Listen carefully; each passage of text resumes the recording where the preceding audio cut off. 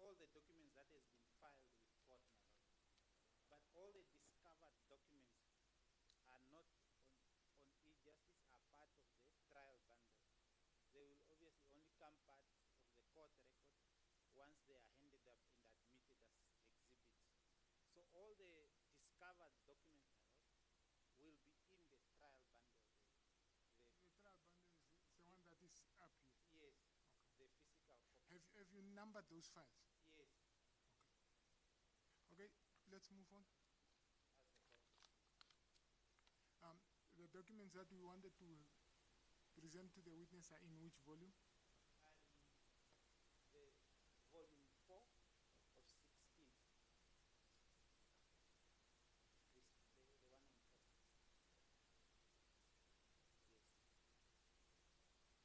That one. No, just the file itself. No, just the volume. Volume 4 of 16? Yes, that one. The one you have in.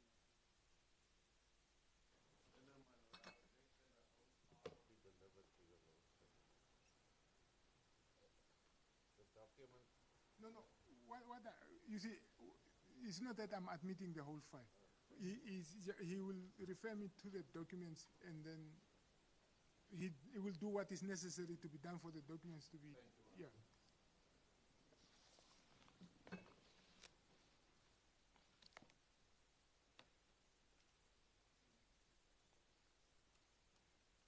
May I proceed, ma'am? Yes, you must. Mr.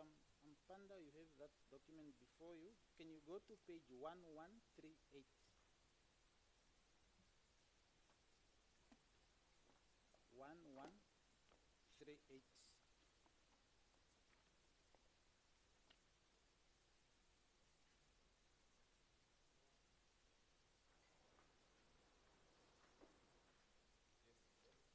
Okay, can you identify what document is that? Sorry, let me just wait for the court to get there.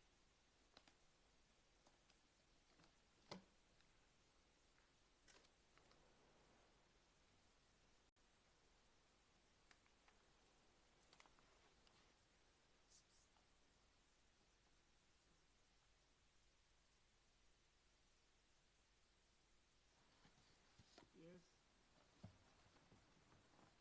Can you identify what document is that? This is the document I got from the officials when they confiscated and burned my meat. The same document that they asked me to sign, and they signed also after that exercise. Can you just read the way it starts with declaration of confiscated?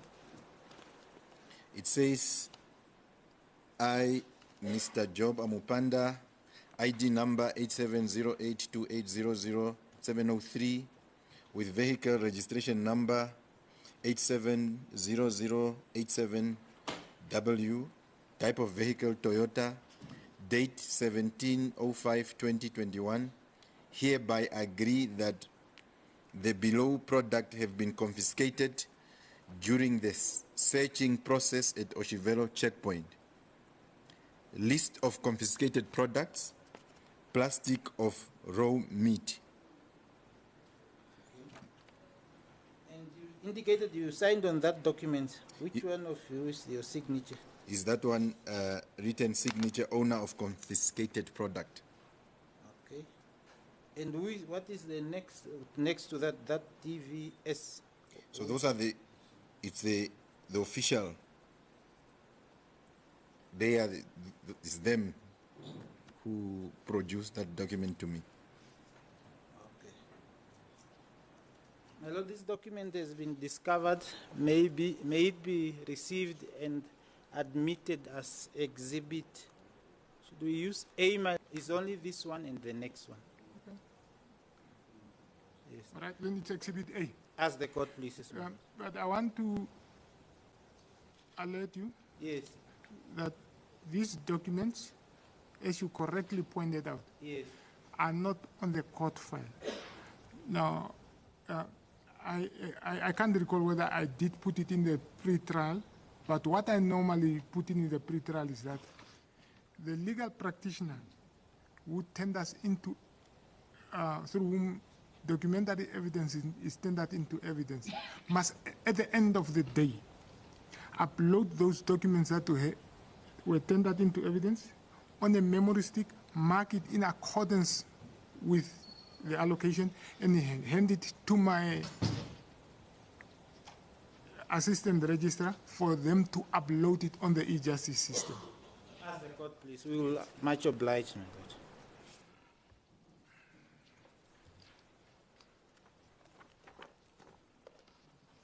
Mr. Amupanda, the next document I want you to look at is on page 972. It's the same bundle, my lord, 972.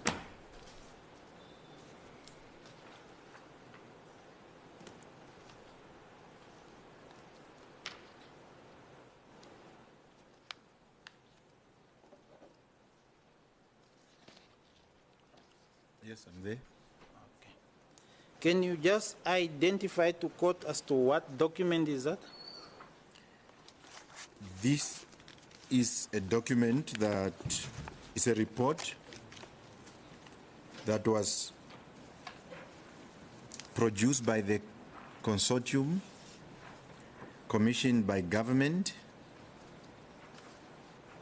and led by Mr. Dirk Conradi, whom we had subpoenaed as a lead consultant in that project. Okay, what was that project? Can you just read on the... We object to the examination on this document. Firstly, Your Lordship, on more than one occasion in the course of preparing this case for trial, indicated to the parties that no surprises would be tolerated, there would be no ambush of other parties. There's absolutely no indication in the witness statement of Mr. Amupanda that they're going to refer to this document. We don't know where it comes from, why it should be admissible, why it's relevant, what are they going to use it for in their case, is it relevant? There's no summary of expert evidence given in respect of this document. It's obviously hearsay, more than once hearsay, and we object to this document. My Lord, we similarly object. May I elaborate? The court bundle consists of 1,762 pages. The trial bundle, from which this document is now taken, consists of 6,837 pages. There are an additional 3,000 pages discovered in relation to confiscation in similar circumstances from other people. This report itself, your Lordship may accept, consists of 165 pages. Now, it is discovered, yes, and that would make it permissible on that level, but your Lordship would recall that the witness statements were staggered, and when we dealt with our witness statements, we obviously had regard to the plaintiff's witness statement.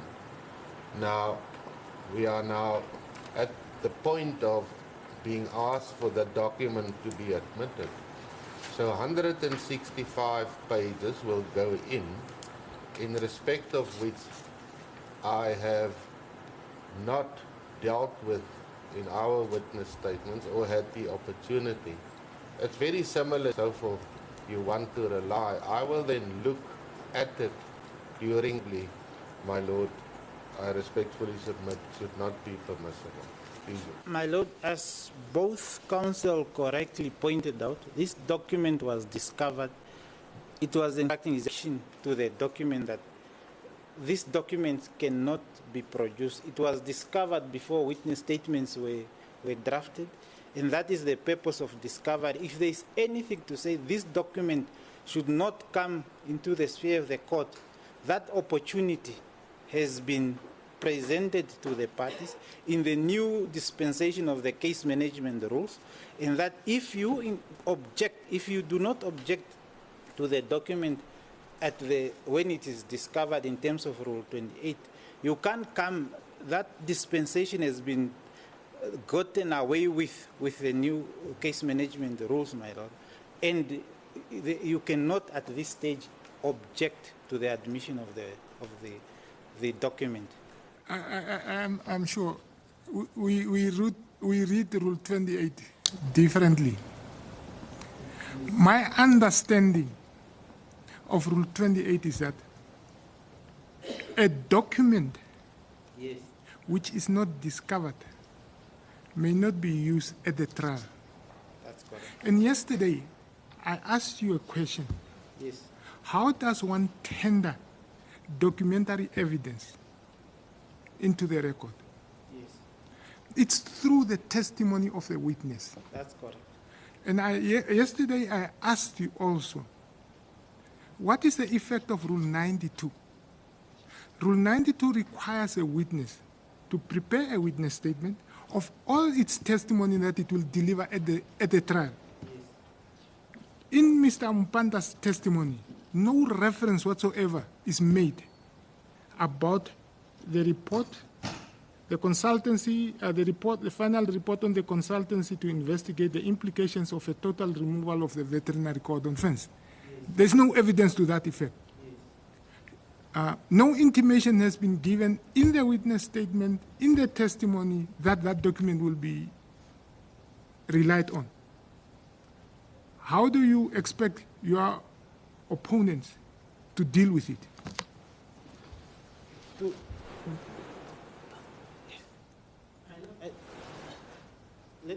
If I may just get instructions.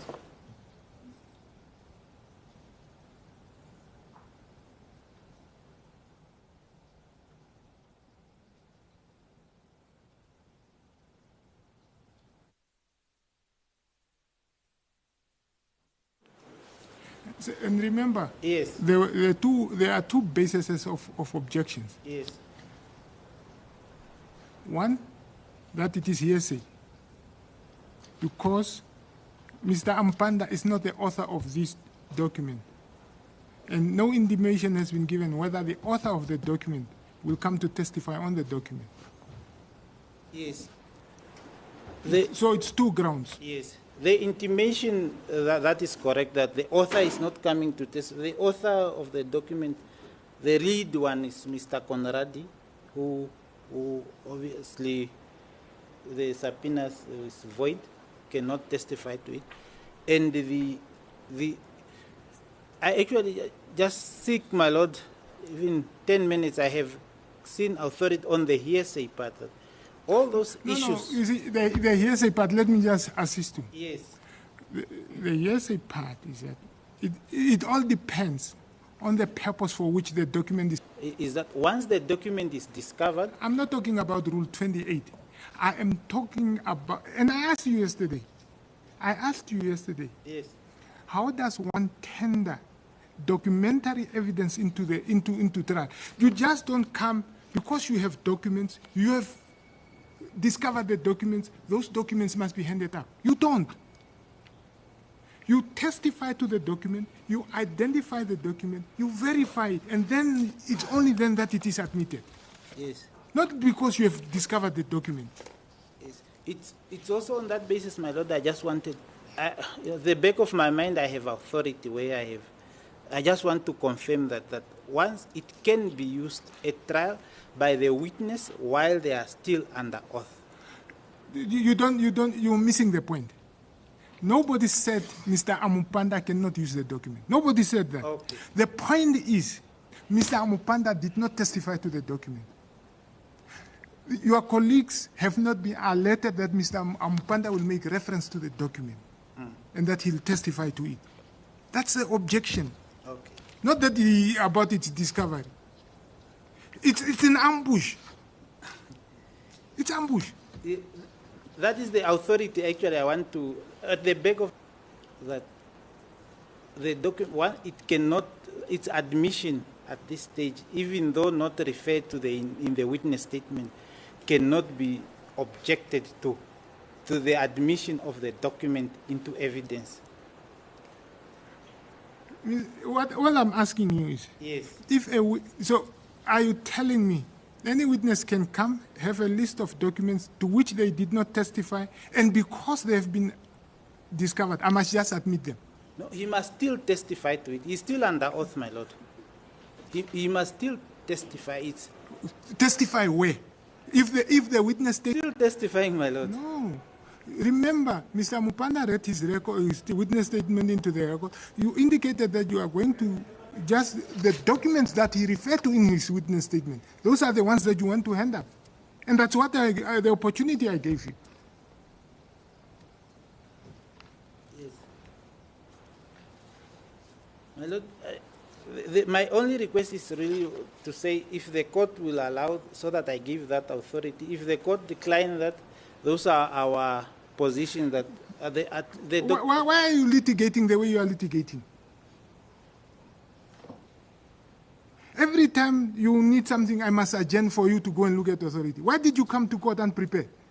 My lord, it's not that I'm unprepared. Yes. The Lord has been making too many statements about my person, but it's not that it's not I'm my not making personal statements. I'm matter. pointing out facts to you. I'm not making statements. But if my I'm lord, wrong on a fact, tell me you are lying. To say I'm not prepared, my lord, it's a point that is raised here, and I'm saying, No. my lord, I have authority at the back of my If mind. you have it, then refer me to the authority.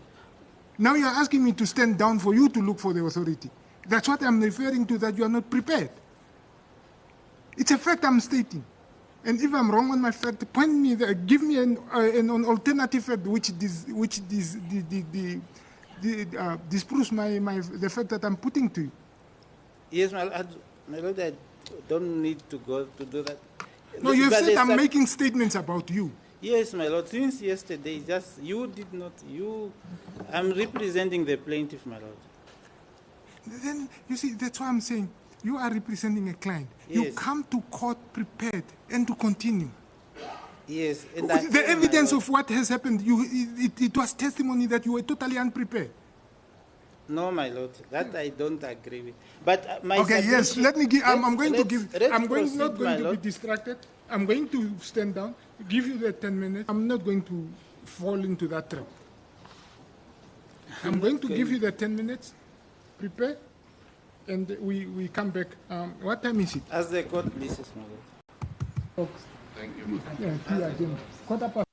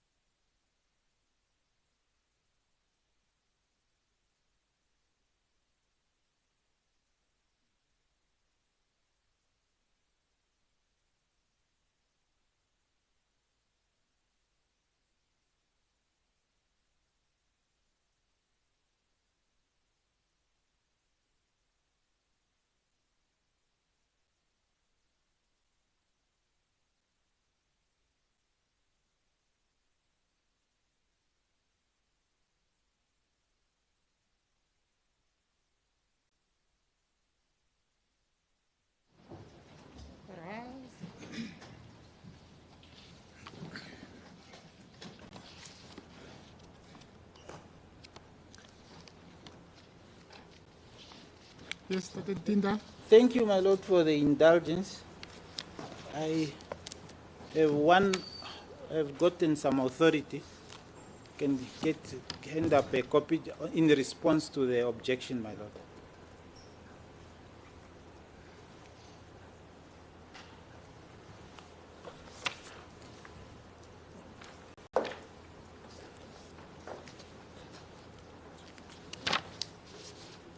My lord, that authority is in the matter of Jacobs. That first page, my lord, the order, the second order, the respondent is ordered to file witness statements that do not refer to the bundle of annexure on or before 30. It's a case where the witness filed a witness statement and attached annexures, or referred and attached annexure to that witness statement.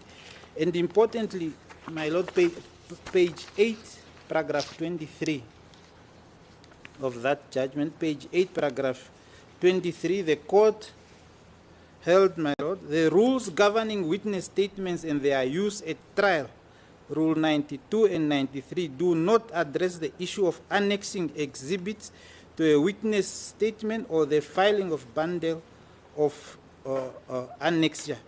It then, my lord, continued that rule to refer to Rule 28.1, where the court with emphasis underlined that a party must, without the necessity of being requested by any other party to make discovery, identify and describe all documents, analogs or digital recordings that are relevant to the matter in question, and in that respect, in respect of which no privilege may be claimed, and further identify and describe all documents that the party intends or expects to introduce at the trial.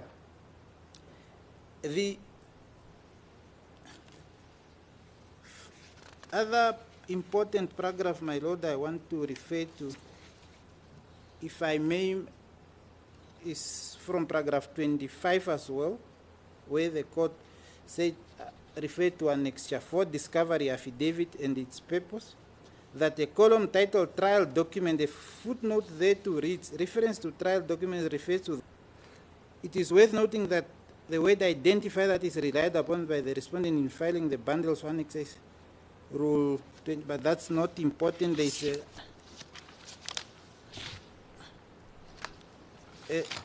the important one is paragraph 29, my lord, with reference to the case of Central Gas Namibia CC, where they say, in the context of the matter, the word identifier as used in Rule 28, Practice Directive 18, in the practice note issued by the Judge President on 21 May 2013, does not envisage the attaching, or it is only the witness statement that must be filed without being accompanied by intended exhibit, and the exhibit may only be shown to the court and be used by a party if it has been admitted into evidence. In the absence of that, it cannot be shown to the court or referred. And another judgment, my lord, is a judgment of Nedbank. What is this judgment? What is it that you're saying it's conveying to me and telling me? This witness filed a witness statement, referred to annexure, and attached them, and was ordered to file a witness statement without such annexures by the court, and not referring, because Rule 92 does not say the witness must, once the documents are discovered, Rule 92 does not say those discovered documents must be stated in the witness statement. And the Nedbank Namibia versus Kriya judgment that, my lord, I unfortunately didn't print a copy of this one. It's also to the effect that if a party fails to dispute a document in the case management report, that document will be admitted. I said to you, that is not my issue, and that's not my concern. Yes. How do I dispute a document which I don't know whether it will be used or not? How do I dispute it? You want me to be a prophet to know in advance that Mr. X will use document, so let me object to that document. No. I know that Ntinda. The cracks and the crisps issue here, it's about fairness. It's about fairness. How do you expect? Remember, you file a witness statement. The other party, and I stagger it. You file 1 week, your opponent files after another week to prepare his or her testimony also, and to answer partly to your testimony. Now, if in your testimony you don't forewarn them, how do you expect them to prepare themselves to answer to that document, or even to ask questions in cross-examination about that document? Management to deal with all. How do I deal with a document that I don't know that it will be used? That's a question I'm asking you. My Lord, Rule 28, Sub-Rule 1 states, All right. if I may refer to that rule, a party must, without the necessity of being requested by any other party to make discovery, identify and describe all documents, analogs or digital recording that are relevant to the matter in question and are proportionate to the needs of the case, and in respect of which no privilege may be claimed, and further identify and describe all documents that the party intends or expect to introduce at the trial. Then that same rule, my Lord, says once that party does that, like the plaintiff did in this case, if any other party objects to that document that, look, you cannot use this document because it amounts to expert evidence, or you cannot use this document for this or that reason, then Rule 28, Sub-Rule 7, my Lord, give that party an opportunity to say, when in the case management report, to say that document you have discovered, I have a problem with it, and you cannot use it at trial, so that it's dealt with, the document is dealt with at that point. The moment you don't object to it at that point, because case management is an interactive management of the case. The moment that that party misses that opportunity, my Lord, to object to that document, at trial, you cannot come and say, that document actually amounts to expert report. No. I have now a problem with it. That's why. Yes. The case management system is designed. That's why at case you are asked to file your witness statement before a pre-trial conference is held, so that if this document was testified to by Mr. Amupanda, objection, because he would have known that this document will be used. He did not deal with it at case management. He did not deal with it pre-trial. So Rule 28 is applicable. But where the witness statement doesn't forewarn the opponent that I'm going to use document X, how do you expect your opponent to object to document X? That is exactly what the authority says, my Lord. The authority of this court, that is what it says. This party was ordered to remove. You see, whether that is correct, and you see, remember, there is a common law rule, and statutory law also does not change the common law. The common law rule is a witness who wants to introduce documents must identify the documents and testify to them. If you don't include the documents in your witness statements, how do you identify them? How do you testify to them? My Lord, under those circumstances, the common law cannot apply when there is a specific statute to it, my Lord. So you say Rule 92 says the witness statement must not contain annexures? According to this judgment, it says... No, I'm asking what Rule 92 says, not what the judgment says.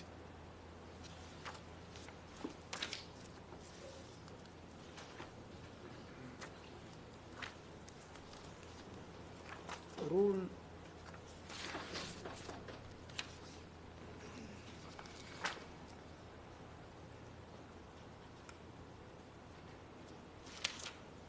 92, my Lord, says, after the case management conference or at the pre-trial conference, the managing judge must order the parties on Form 20 to serve on the other party witness statement of oral evidence which the party serving the statement intends to adduced during the trial in relation to any issues or facts to be decided at the trial. Exactly. So Rule 92, my lord, only refers to the oral evidence.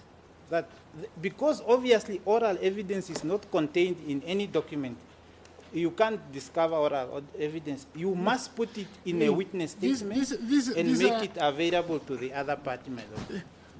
These are very, very innovative arguments that I'm hearing today.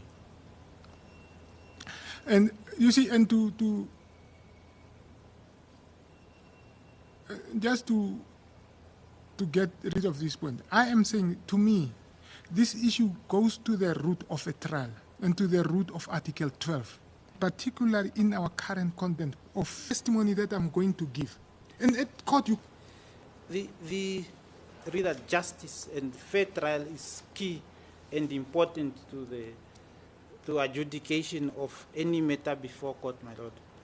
But the report, if the rule says you need to discover and identify a document that you intend to introduce to trial, my lord, and I do that, and the same rule say any party...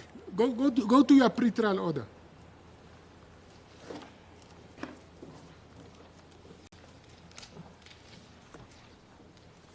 I'm there, my lord. I have it. What does I think it's paragraph under paragraph 5.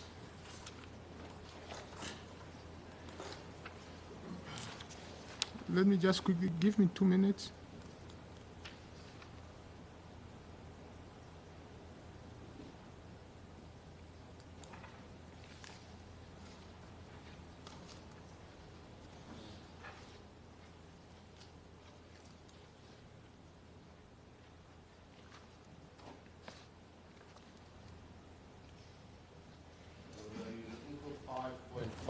What does it say? It says the parties record that they have filed witness statements in terms of Rule 92 and will be limited to the use of witness statements so filed. Okay. The parties' attention is drawn to Rule 93. Yes. Then it's paragraph 6. The parties have indicated that they do not intend to subpoena... Okay, 7. The parties agree that the documents discovered by the respective parties and those that are attached to the pleadings constitute the list of exhibits intended to be introduced as evidence. Yes. And for the purposes of? Sorry, my lord, I didn't hear. I think, isn't the paragraph, for the purposes of paragraph so, a witness statement is regarded as, is deemed to be a pleading. I don't find that immediately, my lord. But I can't remember that either. Okay. But it says that each party must prepare its own bundle which intends to tender into at the trial and upload the documents which memory stick must be provided who is assisting the presiding, intended to be introduced as evidence at the trial of this matter. My lord, but if I may answer to that, what my learned friend is referring to, if you read Rule 92, is it 7, sub 7, 28 sub 7. Once you don't object to the documents listed, it simply means that you can use it without the original and so forth. Because 28.7 says it will then be admissible, but not as the truth. So you just get past authenticity. That's the purpose of the rule. But our objections are, and mine remain, my lord, that what must I do with this 97-page affidavit, a witness, a document? Ask the court to stand down for 3 days so that I can consult. That is the whole purpose of the fairness. Here still on that it's unfair what is happening here. We are not having a fair trial. And in addition to what my learned friend for the first defendant said is, we might, if we knew there would have been evidence on this document sought to be introduced, we might have countered by further witness statements. As my learned friend indicated earlier, the witness statements were staggered.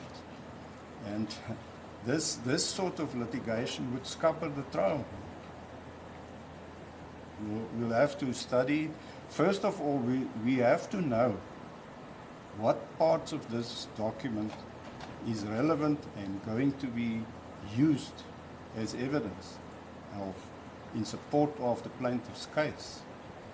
And then, only then can we effectively deal with that document. We are not required, and I think my learned friend, on the analogy of motion proceedings, referred to the waste management case, which was adopted in our jurisdiction, saying that if you want to use a document in motion proceedings, you can't expect your opponent to document. You're not allowed to do that. And we don't have that benefit unless we have got a witness statement for this part of my case, my lord. And if we have to stand down to do that exercise now, this is an effective way of scuppering this trial, which I, with respect, submit to your lordship, is the intention from the start, from the plaintiff's start, from the plaintiff in this case. Therefore, we persist in the request that you, lordship, do not admit evidence on this document. It's actually two parts, the objection. Yes, my lord.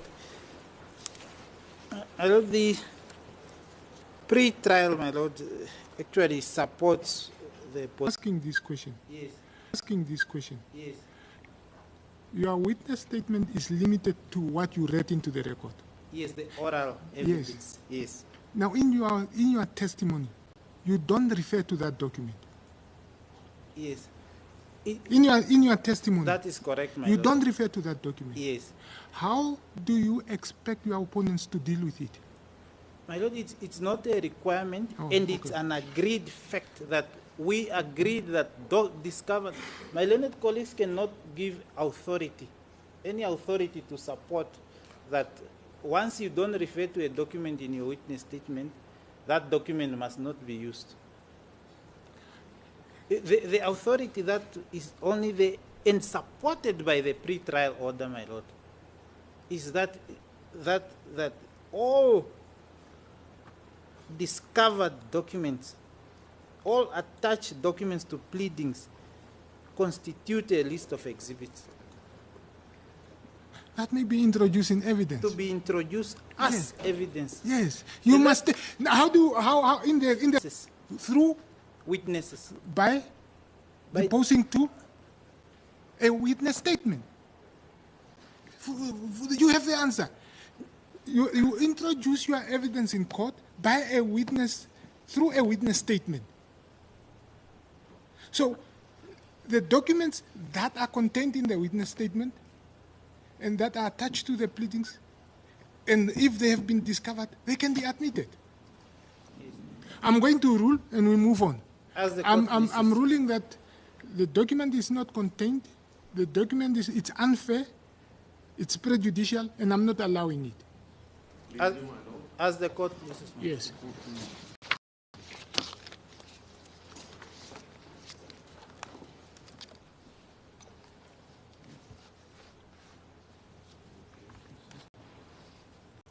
Mr. Amupanda, may I proceed? Yes.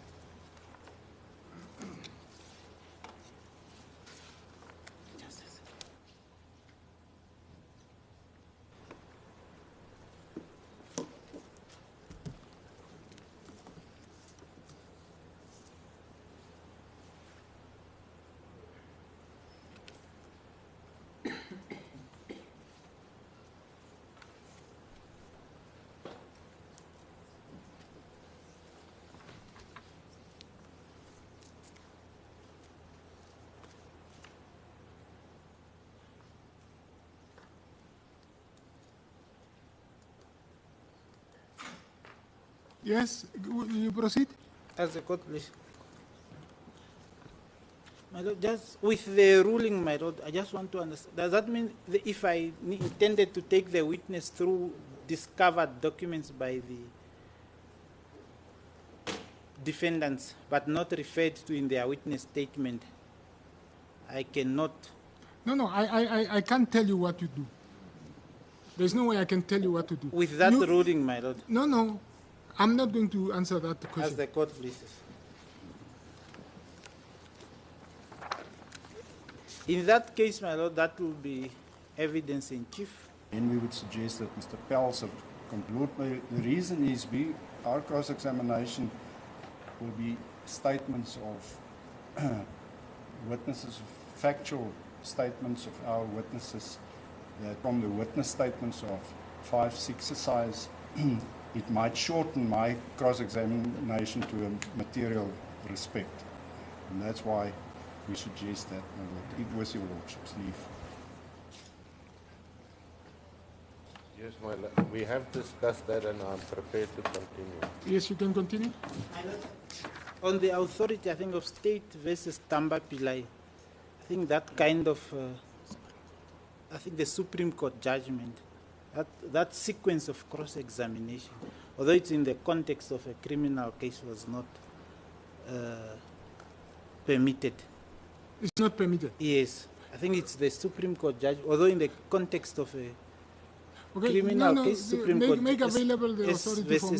State versus Tamba Pillai, I think, my lord.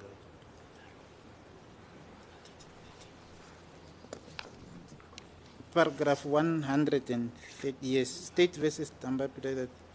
The normal order for cross-examination in which paragraph? 130. State versus? Tamba Pillai, I think State versus Tamba Pillai. And others, my lord.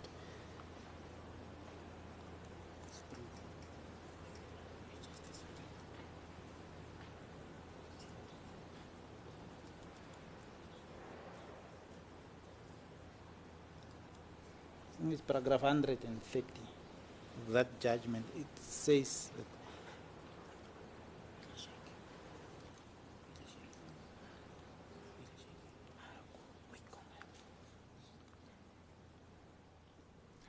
paragraph 130, my lord.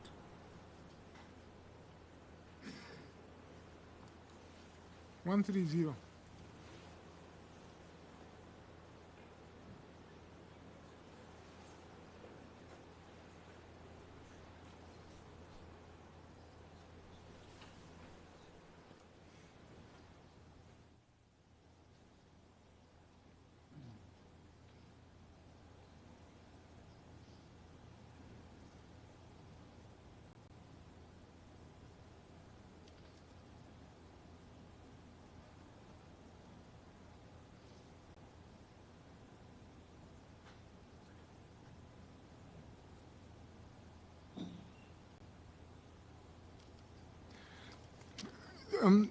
Tate Ntinda, Yes, my lord. isn't that limited to cross-examination in criminal cases, the way the judgment read? Yes, that judgment was a criminal case judgment. No, I'm saying what the judgment is also saying. The normal order of cross-examination in a criminal case. Yes. Is that counsel for the accused cross-examining in their order? Those counsel for accused number 1 will start, thereafter counsel for accused number 2, and so on. The same apply when the accused or their witness testify in this case. Counsel for this is unheard of and should not have been allowed.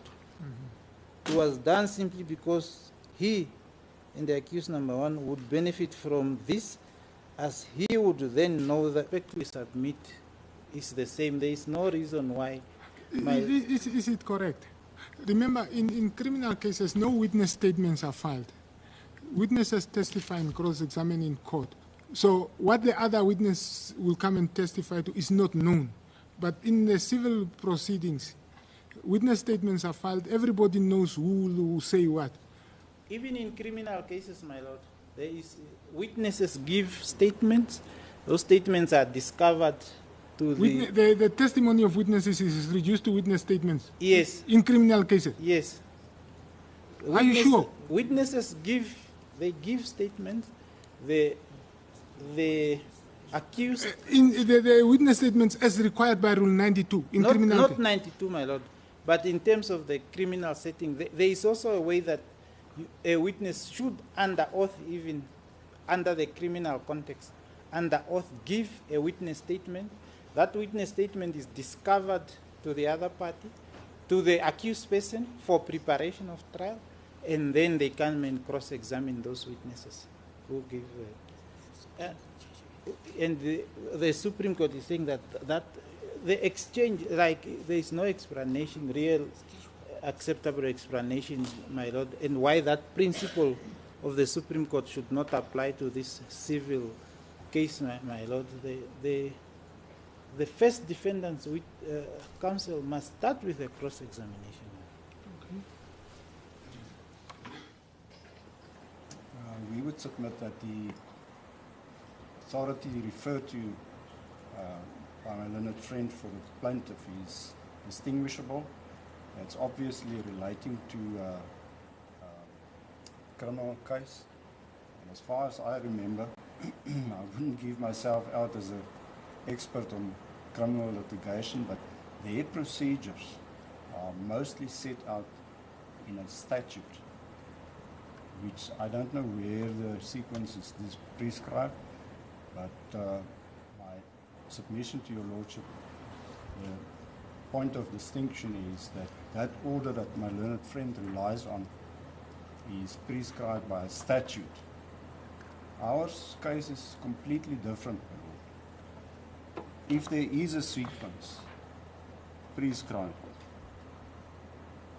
and I'm not sure whether there is, but it is in a rule of this court, and we would submit that your lordship always has a discretion to control the proceedings before your lordship.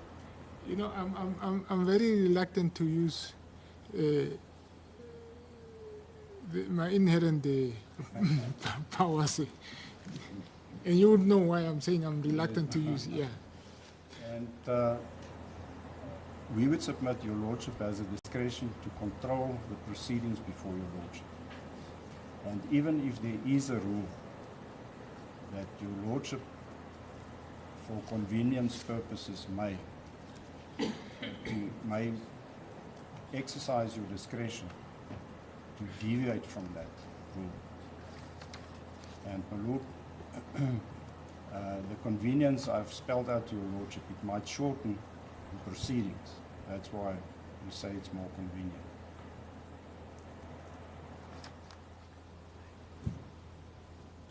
Thank you. My lord, just in short answer, the issue is clearly what Mr. Justice Frank identifies, is that out of sequence, the one accused is represented by another one by separate counsel is for the one to learn what the other's version is. In criminal law, the accused, I hope, are not compelled to make witness statements beforehand, and that is the major difference. Just to consider the objection. It deals with cross-examination. For in criminal matters. Yes. Section 166. 166. I haven't read it, I just saw it. Okay, I'll look at it. Popular Jen?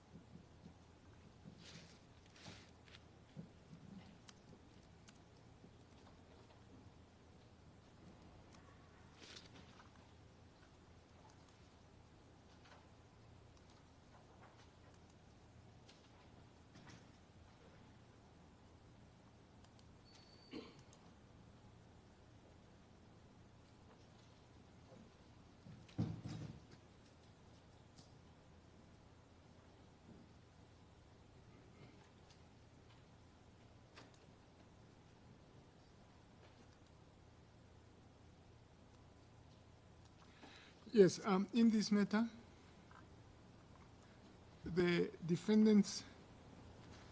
first defendant informed court that they have agreed to change the normal sequence of cross-examination.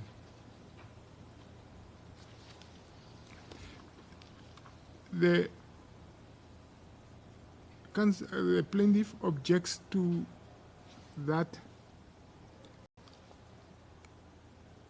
agreement and cites as authority the case of Tampa Pillai versus the state. In paragraph 130 of that judgment, the court obiter states that in criminal proceedings, the ordinary sequence must be followed and it cannot be departed from.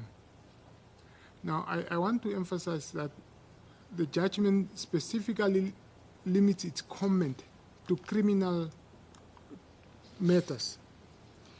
I've searched, I was trying to search for authority on the subject in civil matters. I could not lay my hands to any, in the short time that I had, to any civil matter dealing with the issue. But in our instance, Rule 1,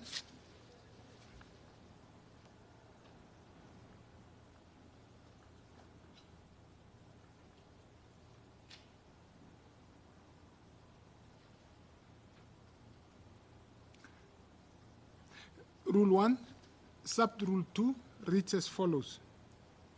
These are the rules for the conduct of proceedings in the court and for giving effect to the provisions of Article 12, Sub-Article 1 of the Namibian Constitution. And we are all aware that Article 12, Sub-Article 1 deals with the right to a fair trial. And the overriding objective set out in Sub-Rule 3 governs the application of these rules.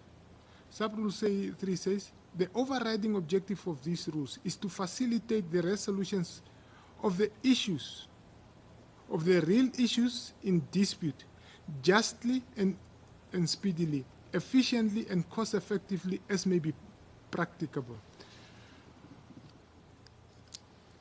My interpretation of that rule is that it grants the court at least a discretion to determine the procedures that it will adopt in the hearing of civil disputes. And the ultimate guiding line, in my view, is a question of fairness. The question that I must ask is, will the plaintiff obtain a fair hearing if cross-examination doesn't take place in the sequence in which the defendants are listed? My answer to that question is it's a no.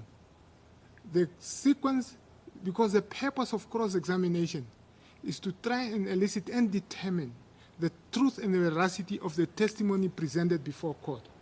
I am therefore of the opinion that it does not matter and it would not take away from the right of a fair trial if the sequence of cross-examination is changed.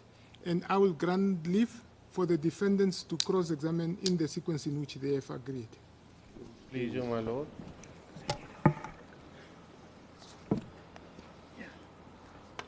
May I, my lord? You may start. Good day, Mr. Amupanda. I would encourage you to speak as loud as possible because I want to hear what you are saying. May I start, Mr. Amupanda? Can you hear me clearly? I think so. Thank you. Now, your witness statement says you are a political scientist, correct? Scientist. Yes. Let me get to it just so I'm clear.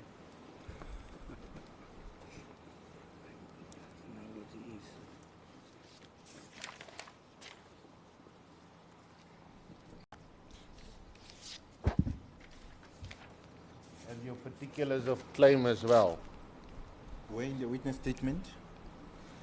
I'm with it, so you can take me there. Your particulars of claim, sorry, says the plaintiff, Job Amupanda, an adult male person currently residing. The plaintiff is an activist, and so forth, and a political scientist. Okay, so it's not the witness statement? Yes. Okay, particulars of claim, where is it so that I can go to it just to verify? So that I need to see what you have. Sorry, let me rephrase. Are you a political scientist? Not a qualified agriculturist?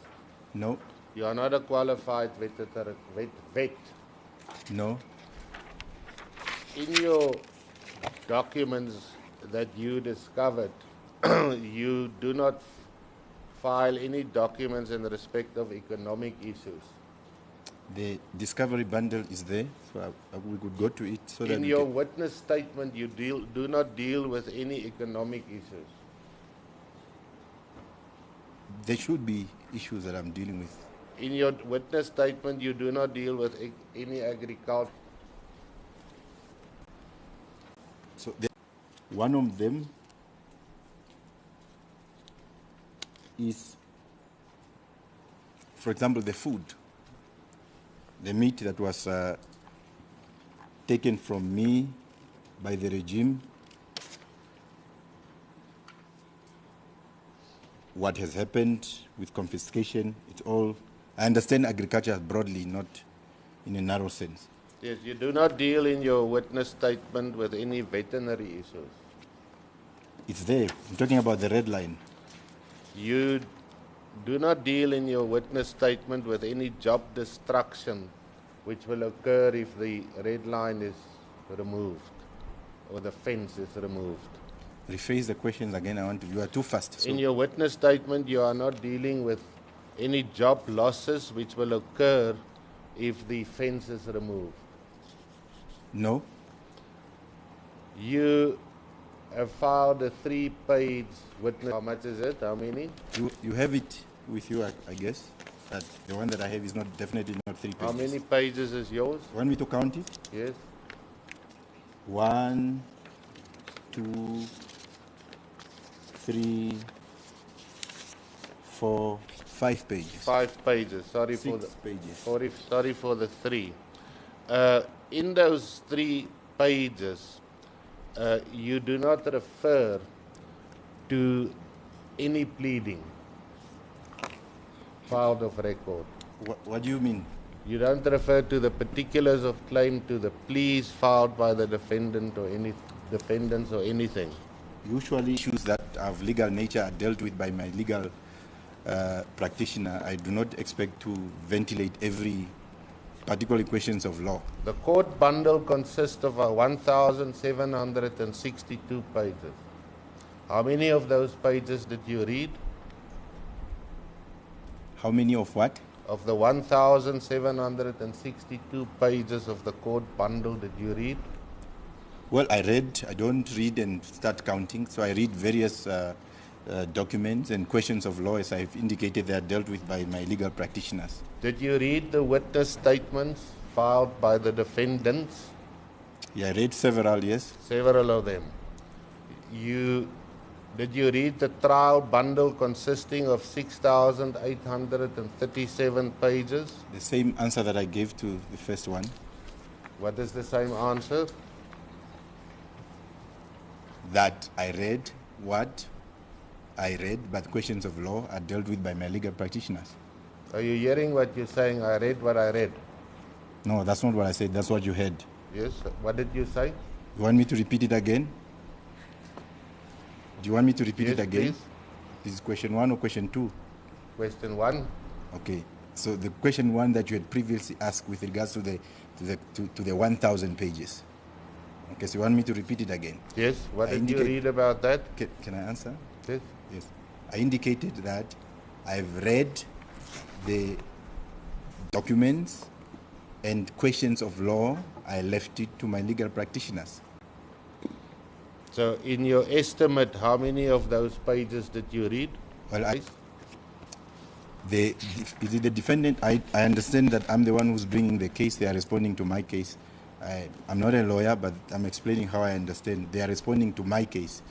And how you are asking in terms of what is my understanding is to defend the status quo. They are defending the status quo. They are defending the settlers' interest. They are defending the continuity of the suffering of our people. They want to keep the status quo because it benefits the capitalist interest that funds the defendants and everybody else. What are the facts, not labels like capitalist and so forth? What are the facts that you saw in defense of the defendant's case? I mean, Broad, what are the facts? Can you say which defendant? Is it the 8th defendant, the 5th defendant? Or if my learned colleague want to refer to a specific fact, at least to give the witness an opportunity to do so. Just to say what are the facts that are defendants saying is too broad and unfair to the witness, my lord. My lord, the question is perfectly... What was the question? So what are the facts in general put up by the defendants to your claim? my lord, am I allowed to inquire or I'm just obligated to respond? If you seek clarity, you are allowed to seek clarity. Okay. For example, I understand I'm here to assist the court and I'm providing specific answers. Is it permissible for a counsel to say, I want you to say this and don't say that? If, for instance, at the core of this case is capitalist interest in the economic question. So if my response is the capitalist interest that has been protected and I'm being told that I must answer, don't say labels of capitalism. So I need advice from court that if that's what can happen. Unfortunately, I can't advise. Also, No. because I'm being told, I don't know. You say you want advice from me. So that I don't go out No. of the way. There are questions. Okay. I don't advise people, whether you are a witness or a legal practitioner. I don't advise. And all that I want, what I am going to say is this. I'm a trier of fact. I am a trier of fact. I listen to evidence that is placed before me, extract from those evidence facts which will lead me to a specific decision. That's all I can say.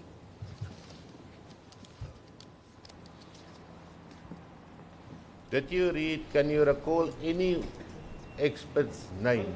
I know there was an objection to that, to the questions. What are I the made a facts? ruling. I said, what is the question? Yes. Yes, and he asked the question. He's asking the question. Okay. Yes. Can you give me one fact that is put up by any of the defendants in opposition to your claim? Only one fact. So obviously for me to be able to answer that, you are asking what is the response to my case and you are Yes. limiting me to one. Yes, and I'm talking fact. Can I finish? So I must be able to determine so that we are together. What is it I understand as my case to which they are responding to? Can I do that? No, I'm not asking you about your case, sir. You've already testified about your case. I'm asking you, can you give me one fact that is mentioned by any of the defendants' expert in opposition to your claim? One fact. With regards to? It seems to me that we can go ahead. Do you dispute that if the cordon fence is removed, 33,271 permanent jobs will be lost? Yes, I dispute. On what basis? On several bases. Yes. One of those bases is that the government of the Republic of Namibia commissioned a study, and that study was meant to understand what will be the consequences of the total removal of this colonial 1896 of the regime itself. Is that we know it's common cause that agriculture's contribution to the GDP is 6%.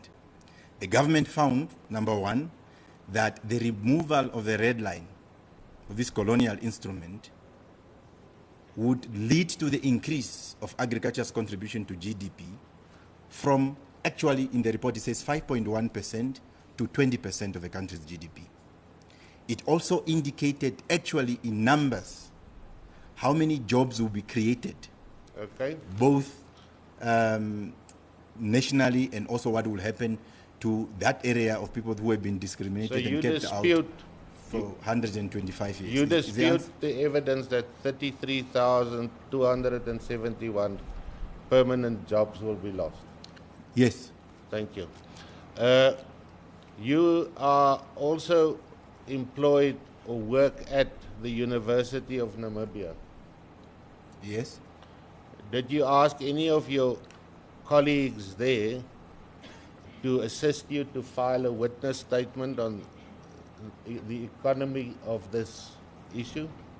I'm in court to vindicate my rights and how I would proceed with my case. I came to court to indicate to court that in 1896 a colonial instrument has been put in place.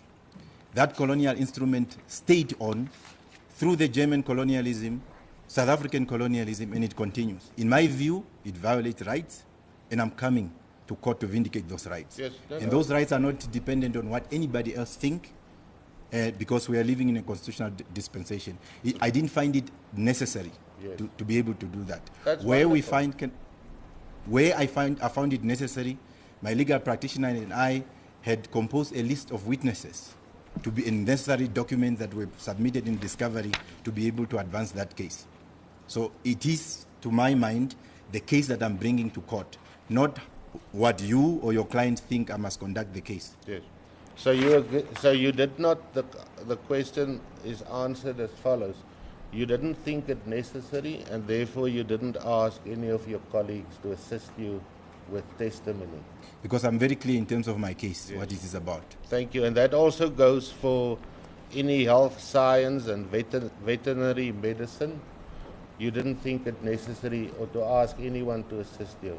So, when, for instance, when I read these documents of your clients and the clients of the regime and everybody else, they seem to think this case is just about meat and animals. Yeah? What is? Sorry, yeah. They think this is all about meat and animals and what they are going to lose and what they are exporting to Chinese and Europeans. At the core of this case is also dignity. It's about continuity of colonialism. It's about a colonial instrument that the Minister of Agriculture says that it is the most, he speaks about the book that writes about this history, that it is a comprehensive historic record of one of the most pivotal tools of division in colonial Namibia.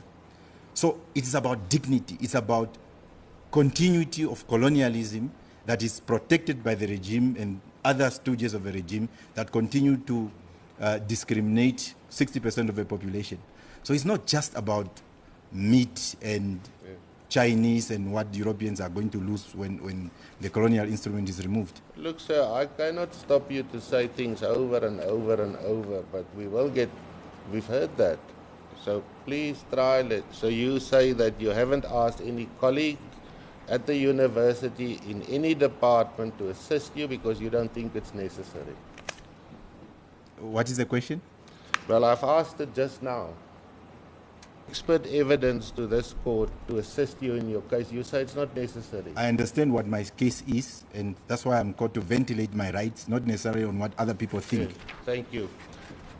Can you go to page 15 of the court bundle and your particulars of claim? Page? 15 of the court bundle. Can you assist me? In which volume, in which file? Well, that was volume 1. Where is volume 1? And that is, I want to refer you to your prayers. Yeah, my question is, which one is No, that Amupanda. Remember, at the beginning, I asked the question, has your legal practitioner prepared and numbered the files for you? And the answer was in the affirmative. Yes. So you don't ask me in court now, which way is that? Because I asked that question earlier. Has your legal practitioners numbered the bundles? Have they provided you with the bundles? And the answer was in the affirmative.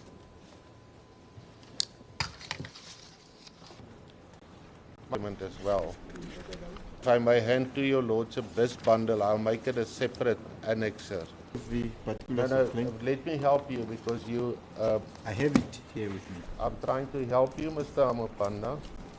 I'm saying I have it here, my lord. Please look at, okay, if you want to, look at page 15.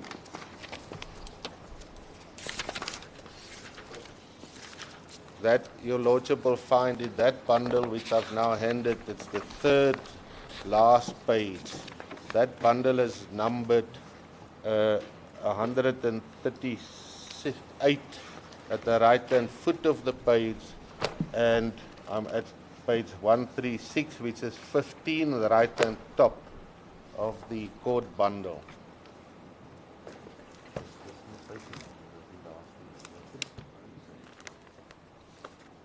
Are you there?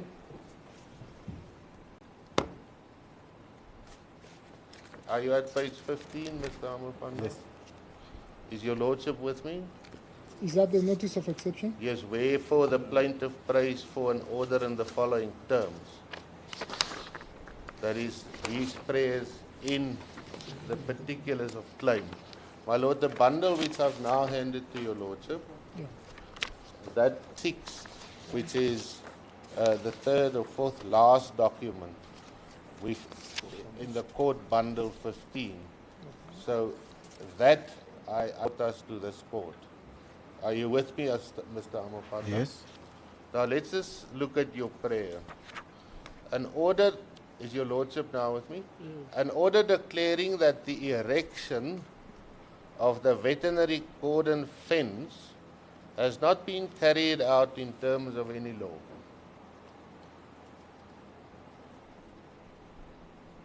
You see that? Yes. That's not true. It is my case that it is true, it is so. Did you look at the following? Section 16(1) of the Animal Diseases and Parasites Act 13 of 1956. And that is where you and the regime and your clients get it wrong. When we are talking about the red line, it exists at 2 levels. At the conceptual level and also at the level of reality.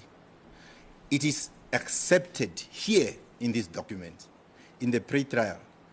You and the regime and everyone has... Those colonial racists had a power in terms of an act to erect. Materials for your lordship to decide. My lord, it will be, for my learned colleague to object to the witness's testimony, especially in light of this arrangement that has been done in changing of cross-examination, my lord, that in case. So we are, can I just try and just focus, please? You can answer. No, there were many interruptions. I'm busy with Yes. prayer 1, in which you want this court to declare that the fence, prior to when it was erected, was not done in terms of any legislation. Yes. Now, I'm saying to you it was legislation. Now, in the late 1800s, in the late 1880s, the disease called rinderpest was discovered in East Africa and started moving towards Southern Africa. Right? In 1896, the report started coming. Germans now. The colonial decided that they need to protect the European head. What is called the Freiburg Conference. And the Freiburg Conference was pondering with these questions: what do we do in response to the rinderpest disease? And they took quite a number of resolutions. What is it that they need to be able to do? They said all these countries, the German South African government also attended in Botswana.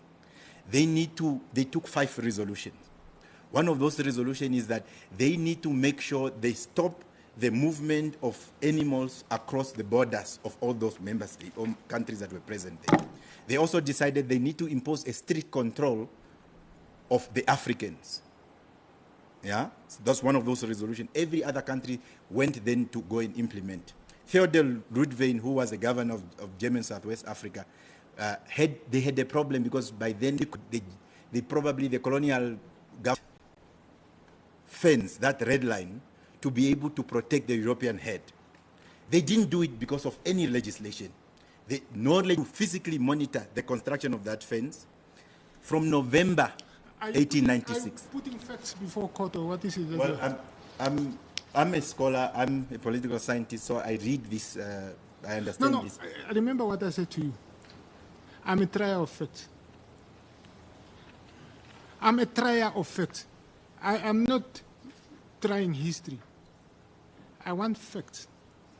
Okay, and so when you are putting statements to me, it must be either evidence which you can substantiate. Look. You see, what I need, as I'm saying, I need facts that will assist me to determine the dispute between the parties. My lord, but that is exactly, I'm trying to ask a question, but if it's obvious what he decided, whatever so I'm going to go, can I just... Yes? Yeah, so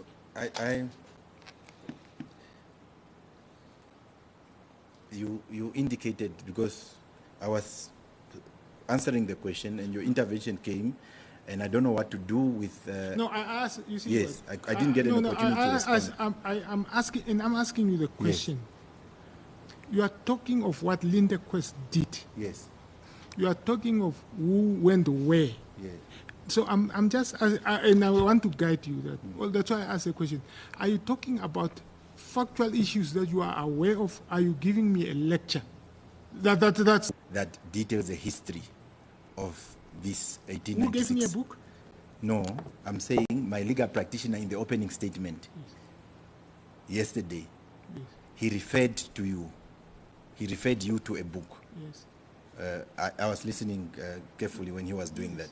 So you indicated, am I giving facts and indicating to you that this is what I have seen, even in terms of the book that has been referred to my legal practitioner to court? Those historical events are there, even in terms of that text that has been brought to the attention of the court. So those are facts, Your Worship. Did you... It's opportune time to break. I see it's past 1 now. Perhaps it's opportune to break now. Okay, I see it's 10 minutes after 1. We will break for lunch. Amupanda, when is university starting? The administrators are already there. Sorry? The administrators are there, so university is open. So when are you preparing for lectures? Lecture starts in February. It's just around the corner. Yes. Now, you can speak to anybody about your preparations of lectures, how many students you will have, about the rain in the north, the non-rain in the east. You can speak to anybody about anything. But you are not allowed to speak to anybody, including Mr. Kavila, including Mr. Ntinda, on the subject matter that is before court now, whilst you are under cross-examination. Do you understand? Yeah. All right.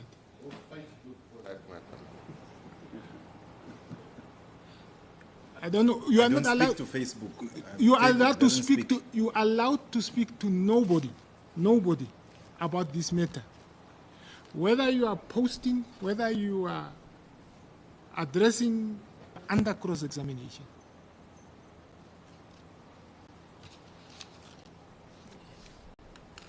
Yes. Thank you, my lord. Court will rise, and we will resume at 2:30.